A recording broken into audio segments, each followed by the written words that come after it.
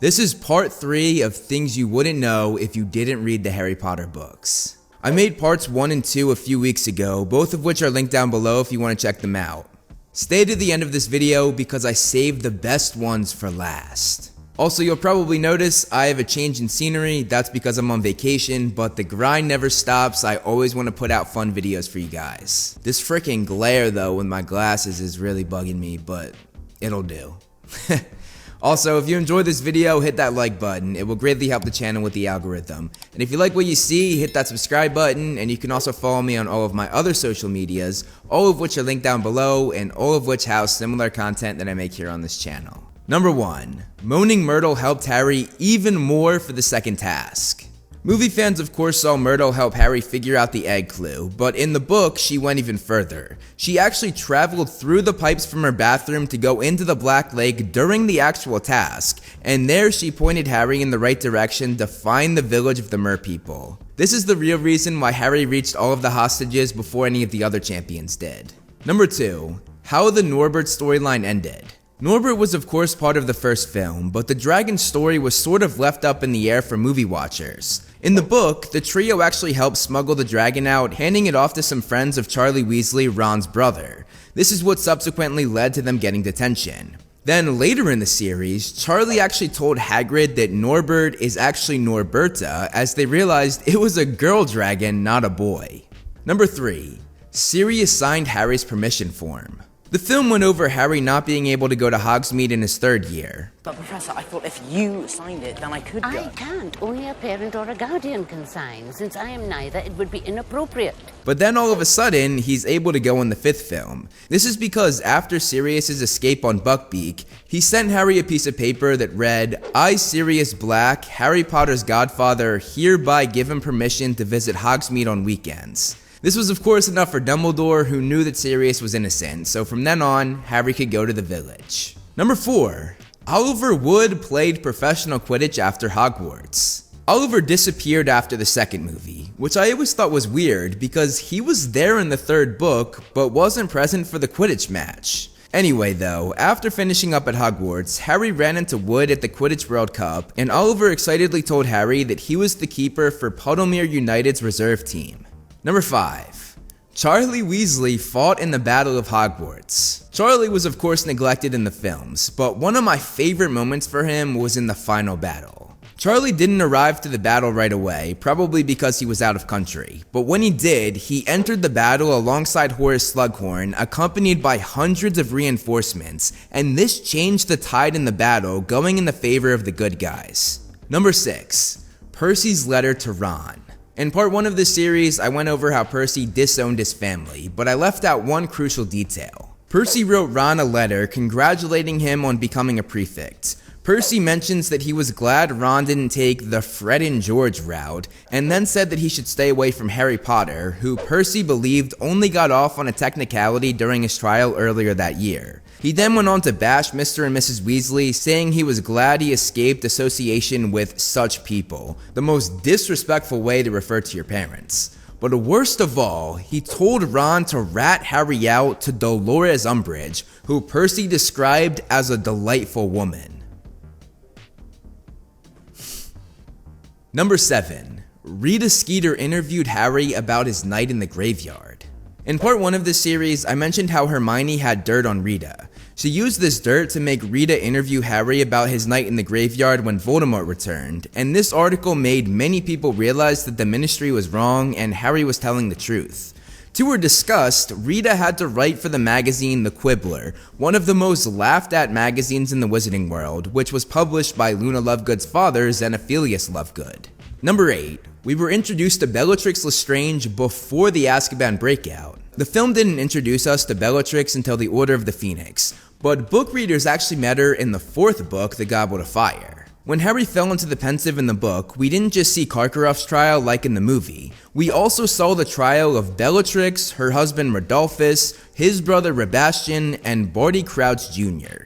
They were on trial for torturing Alice and Frank Longbottom, and Bellatrix was her normal self, yelling as she was taken to Azkaban that the Dark Lord would return. Number 9. Lupin's final exam. The third film showed that Lupin was by far the best Defense Against the Dark Arts professor we saw during the course of the series, and his final exam only shows that even more. The exam consisted of a series of dark creatures used as obstacles, ending with a boggart inside of a trunk as the final challenge. Harry completed the exam better than anyone, getting full marks. Meanwhile, Hermione's boggart turned into Professor McGonagall, telling her that she had failed all of her exams, and she ran out horror-struck. Ron didn't end up making it to the boggart, instead being stopped by an earlier creature known as a Hinky-Punk.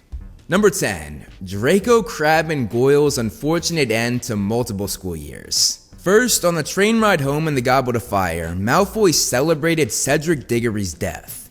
This led to Harry, Ron, Hermione, Fred, and George all hitting the Slytherins at once, which left them unconscious and in pretty bad shape because of all of the spells being combined. Then on the train ride home in the Order of the Phoenix, the three were hit by multiple spells from DA members, and this time it resulted in Malfoy, Crabbe, and Goyle looking like gigantic slugs in Hogwarts robes. The DA members then put them in the luggage racks above and left them there as ooze dripped out of them. I'm not gonna lie, these scenes kind of left a bad taste in my mouth and always have. I didn't really like how they made the good guys be this evil, I guess you could say. Like, that's pretty messed up. Number 11. Ollivander came to Hogwarts to test the Triwizard Champion's wands. Ollivander only appeared in the first and last film, but in the book, he was actually present for the fourth installment. He was the wand maker who took on the ceremony called the Weighing of the Wands. He inspected all four of the champion's wands before the competition to make sure they were all working properly. As he did this, he did not try to hide his contempt for Fleur and Crumb's wands, both of which he thought weren't made to his standards. Number 7. Stan Shunpike fought alongside the Death Eaters in the Battle of Seven Potters. This one probably sounds absolutely ludicrous to people who have only seen the movies. How could the innocent night bus attendant be one of the people going after Harry? Well, in Book 6, he had been arrested by the Ministry of Magic after he said he had inside information on the Death Eaters' plans when trying to impress a girl. The Ministry took this seriously and locked Stan up, which greatly angered Harry knowing that Stan was innocent. Then, during the Azkaban breakout before the events of the Deathly Hallows, Stan escaped with the Death Eaters, one of whom put him under the Imperius Curse. While under the Imperius Curse, he fought side by side with the Death Eaters, and there's the explanation. Number 13. McGonagall's career meeting with Harry and Umbridge. This is one of the best moments in the books, so get ready, movie fans. Umbridge sat in on McGonagall's career meeting with Harry, where he voiced he wanted to be an Auror. When Umbridge kept rudely interrupting, bashing Harry, and saying that Fudge and the Ministry would never allow that to happen, McGonagall got heated and backed Harry 100%, saying that she would make sure Harry became an Auror if it was the last thing she did. The meeting then ended in a screaming match between McGonagall and Umbridge as McGonagall continued to fight in Harry's corner. This moment truly shows the bond that Harry and McGonagall have made over the course of the series. Number 14. The spell Levicorpus was created by Severus Snape. We saw the spell Levicorpus be used a few times in the movies. Levicorpus! And interestingly, in both the book and the movie, we saw James Potter use this very spell on Severus himself. What movie fans don't know is that Snape created the spell Levicorpus during his time at Hogwarts. He wrote it down in his potions book, which was then inherited by Harry. This Levicorpus spell caught fire with everyone at Hogwarts during Snape's time, and even during Harry's time, and even the Death Eaters used it at the Quidditch World Cup, showing just how far it traveled. Number 15. Victor Krum loses the Quidditch World Cup, but catches the Golden Snitch. Movie fans saw everything leading up to the Quidditch World Cup, but they never actually got to see what happened in the match. The film made it clear that Ireland won. Sounds like the Irish got their pride on. But the films left out that Krum, with a broken nose, caught the snitch to end the game. However, it wasn't enough to take home the championship as Bulgaria lost 160 to 170. Krum decided to end the game seeing that his team had no chance, and he wanted to end it on his terms. Number 16. Harry visited the Ravenclaw common room. The film showed us Harry in the Gryffindor common room as well as in the Slytherin common room, but movie fans never got to visit the common room for Ravenclaw. In the book, Harry and Luna went there before the Battle of Hogwarts hoping to find something about the diadem of Ravenclaw. Luna used the knocker shaped like an eagle on the door, and the eagle asked them a riddle as it always did. which came first, the phoenix or the flame? And Luna answered, a circle has no beginning, and they were granted access. And that brings me into number 17. Harry uses the Cruciatus Curse. This took place while Harry was in the Ravenclaw common room. After Amicus Carrow spit in McGonagall's face, Harry, who was under the invisibility cloak, ripped it off and used the torture curse on him. This is another example that shows how strong the bond between Harry and McGonagall is, as this time, Harry stands up for her rather than the other way around as we saw last time. Number 18. Speaking of the Cruciatus Curse, Draco tried to use it on Harry. The movie did a great job showing the intense fight between Harry and Malfoy in the bathroom. However, one thing they left out was Malfoy trying to use the Cruciatus Curse on Harry, which is why Harry used the Sectum Sempra spell on him. This change sort of annoyed me because in the eyes of movie watchers, it made Draco more of a victim and painted Harry in a bad light. I think movie watchers should know that the only reason Harry used the Sectum Sempra spell was because he didn't want to get hit by an unforgivable curse, which I think is valid.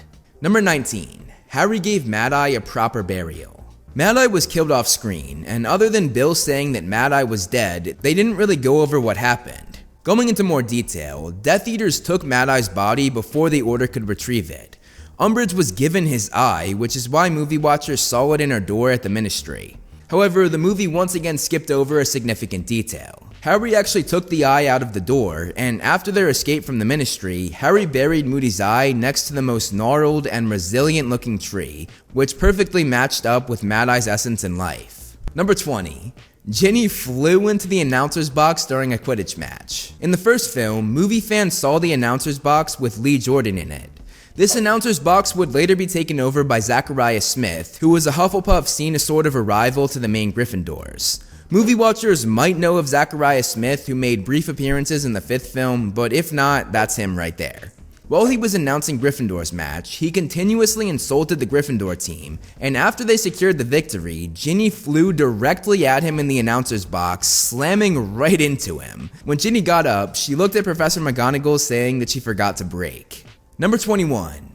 Dumbledore punished the Dursleys for their mistreatment of Harry. In parts 1 and 2 of this series, I went over Petunia and Dumbledore sending each other letters. However, I have yet to mention the most notable interaction they had in the books. Dumbledore visited the Dursleys' house at the beginning of the Half-Blood Prince, and he put them in their place. He told them that their mistreatment of Harry was despicable, and that the only good thing that came out of them watching over Harry was that he escaped the appalling damage they had inflicted on their own unfortunate son, of course referring to Dudley. Number 22. The true moment when Harry saw Molly Weasley as a mother. Harry always appreciated Molly and saw her as a caregiver, but it wasn't until he returned from the graveyard that he truly felt this way. Molly joined him in the hospital wing after perhaps the worst experience of Harry's life. She told Harry that it was not his fault. Then as Harry fought back tears, she bent down and put her arms around him. Harry thought to himself that he had no memory of ever being hugged like this, as though by a mother. Being held in Mrs. Weasley's arms made all of Harry's emotions come out as he cried harder than he ever had in his life. Number 23. Molly and Ginny hated Fleur Delacour. When Bill got together with Fleur, his mother and sister greatly disliked her. Fleur spent the summer at the Burrow where Bill hoped she would get closer with his family. However, this had the opposite effect, as Molly and Ginny grew to hate Bill's fiancé. It wasn't until after the Battle of the Astronomy Tower that they finally accepted her. Both of them were shocked when Fleur stood by Bill's side after he had been mauled by Greyback during the battle. He was unrecognizable because of his scars, but Fleur never hesitated when saying that she still loved him and was still going to marry him. Number 24. When Voldemort was a child, he tormented Muggle children in a cave. Movie watchers saw the cave where Voldemort hid one of his Horcruxes, but this cave has a lot more meaning in the book. During a field trip with his Muggle orphanage, Tom took 2 kids named Amy and Dennis to the cave where he hid his Horcrux. Nobody knows what happened in there, but Amy and Dennis were never the same afterwards, and they never divulged a single detail of what happened. This was slightly hinted to in the movie when they showed a picture of the cave in young Tom Riddle's room, but they obviously left out the most chilling details that go along with it. Number 25. Cormac McLaggen knocked Harry out during a Quidditch match. Movie fans know how arrogant Cormac McLaggen is, and honestly, after watching this, movie fans will only come to that conclusion even more. After Ron was hospitalized, Cormac took his place for the next match at keeper, and it was disastrous. Cormac spent the whole game telling the rest of the team how to play their position rather than watching the rings, which gave the other team several easy goals. Then, Cormac showed the beaters the proper way to swing the bat. As he demonstrated though, he hit the bludger straight at Harry's head, who was only a few feet away, knocking him out and cracking his skull. Number 26. Cho Chang was first introduced in The Prisoner of Azkaban, not the Goblet of Fire. Cho played as Seeker for the Ravenclaw Quidditch team in the third book, and the first time Harry saw her was before their match, and the first thing that Harry noticed was how pretty she was, which made him have a weird feeling in his stomach. Cho and Harry ended up being in a heated race for the snitch during the championship game, a matchup that Harry won. Number 27. Victor Crumb was at Bill and Fleur's wedding. Movie fans only saw Crumb in the fourth film, but in the book, we see him again when he was a guest at Bill and Fleur's wedding. He was reunited with Hermione, who he complimented on how good she looked. However, Ron made it clear where he and Hermione stood as he took her away from Crumb to go dance. Crumb also thought about hitting on Ginny, but was quickly shut down by Harry. From behind the scenes photos, it looks like this was actually filmed, but it didn't make the final cut of the film, nor did it make the cut for the official deleted scenes on the bonus disc. All we have is just these few pictures. Number 28. Arthur Weasley blew up the Dursleys' living room. This one probably sounds pretty crazy to movie fans. When Mr. Weasley went to pick Harry up from the Dursleys to go to the Quidditch World Cup, he made the Dursleys' fireplace part of the Floo network. When he got there though, he realized that the Dursleys had an electric fireplace, meaning that he, Ron, Fred, and George were stuck behind it. The only thing Arthur could think to do was blow through the wall, absolutely destroying the Dursleys' living room. Things then got even worse when the twins accidentally dropped their experimental candy on the floor. They knew that Dudley would eat it, and when he did, his tongue started to grow at a rapid pace. Arthur fixed both Dudley's tongue and the living room, but not before Vernon started throwing things at him. Number 29. Neville's candy wrappers. Movie fans sort of know what happened to Neville's parents as they make a small reference to it. Neville's parents. They suffered a fate worse than death, you ask me. However, this story is far from being fleshed out in the films. There is a moment in the book where the trio, along with Ginny, run into Neville visiting his mom and dad at St. Mungo's Hospital. They're interrupted by his mother Alice, who had been tortured into madness alongside her husband Frank. She hands Neville a gum wrapper, and Neville looks at her and says, "Thanks, Mom." Neville then turned to his friends as if daring them to laugh, but Harry thought to himself that he had never seen anything less funny. As Neville and his gran left, she told Neville to throw the wrapper out because he had enough to paper his entire wall. Neville did not throw it out, however, instead slipping it in his pocket. This was the closest he would ever get to his parents, these candy wrappers that he cherished. And finally, number 30, I saved the best for last. Hagrid's escape from Hogwarts. This might be one of the craziest sequences in all of the books, and I still can't believe that the movies cut it out. In the Order of the Phoenix, Umbridge, accompanied by 5 Aurors, tried to arrest Hagrid. It did not go how she expected, however, as Hagrid decided to take on the 5 Aurors single-handedly. They were absolutely shaken when their stunning spells just bounced off his thick giant skin. Hagrid took one Auror out by throwing him 20 feet in the air for stunning his dog Fang. Then when McGonagall came out to defend Hagrid and was hit by 4 stunning spells in the chest, an enraged Hagrid took out 3 more of the Aurors. The last one remaining stepped back from Hagrid so fast that he tripped over one of his knocked out comrades and fell over. Hagrid then picked up Fang and ran for it, completely unhurt. It was truly an amazing moment that showed just how deadly our favorite half-giant can be. And that's 30 more things that movie fans wouldn't know. Comment below and tell me what your favorite out of this list was, and tell me any more you can think of that wasn't in parts 1, 2, or 3. That's all I have for you guys today though, so I will see you in the next video.